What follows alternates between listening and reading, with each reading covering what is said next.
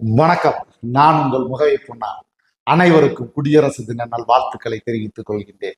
ஜனவரி 26 நாம் அனைவரும் அறிந்தது குடியரசு தினம். அதுதான் உண்மை. ஆனால் அதற்கு இந்த தேதிக்கு மிகப்பெரிய ஒரு வரலாற்று பின்னணி ஒன்று உள்ளது. ஒரு காலத்தில் ஜனவரி 26 சுதந்திர தினமாக நாம் கொண்டாடி இருக்கின்றோம். 1929ஆம் ஆண்டு லாகூரில் நடந்த காங்கிரஸ் மாநாட்டில் ஒரு தீர்மானம் நிறைவேற்றப்படுகிறது. என்ன அப்படின்னா, பிரிட்டிஷ் அரசுக்கு எதிராக இந்த தீர்மானத்துல இங்க பூர்ணத்துவமான முழுமையான ஒரு சுதந்திரம் பெற்றே ஆக வேண்டும் அப்படிங்கிற ஒரு தீர்மானம். அந்த தீர்மானத்தின் அடிப்படையில் 1930ஆம் ஆண்டு ஜனவரி 26ஆம் தேதி முழுமையாக சுதந்திரம் பெற்றுவிட்டதாக அறிவித்து ஒரு சுதந்திர தினமாகவே நமது தேச தலைவர்களால் கொண்டாடப்பட்டது அப்படிங்கிற ஒரு வரலாற்று உண்மை.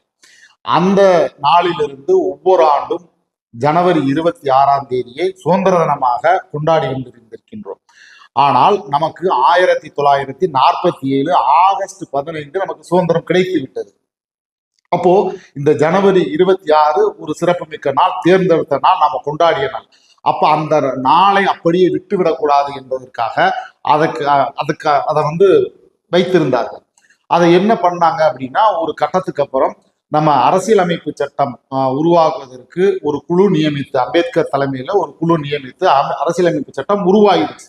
அந்த முழுமையாக உருவாக்கின நாள் என்னைக்கு அப்படின்னா நவம்பர் 26 1949 நவம்பர் 26ஆம் தேதி முழுமையாக உருவாகிவிட்டது. ஆனால் அதை அன்றே அமல்படுத்தவில்லை. ஜனவரி 26க்கு பெருமை சேர்க்க வேண்டும் என்ற ஒரே காரணத்தினால் 2 மாதங்கள் காத்திருந்து 1950ஆம் ஆண்டு ஜனவரி 26ஆம் தேதி அந்த அரசியலமைப்பு சட்டத்தை அமல்படுத்தி அந்த தேதிக்கு பெருமை சேர்த்த பெருமை நமது தேச தலைவர்களை சாரும்.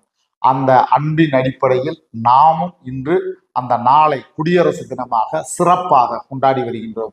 அனைவருக்கும் மீண்டும் எனது குடியரசு தின வாழ்த்துக்களை தெரிவித்துக் கொள்கின்றேன். ஜெய்ஹிந்த்.